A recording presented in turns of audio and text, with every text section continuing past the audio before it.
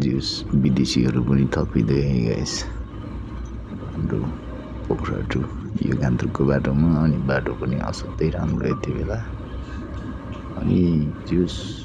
विदेशमा लडाइँ भए पनि नेपालमा विदेशीहरू देखिन चाहिँ छोडेको छैन है ल हेर्नुहोस् अब यो त आफ्नो नेपाली दाजुभाइहरू भइहाल्यो अब अनि अगाडि हिँडिरहेछ होला अगाडि हिँडिरहेको रहेछ ग्रुप साइड नै आइरहेको रहेछ यो गान्तोक साइड हो त्यति भेट्नु भयो अब ल विकासी डाँडा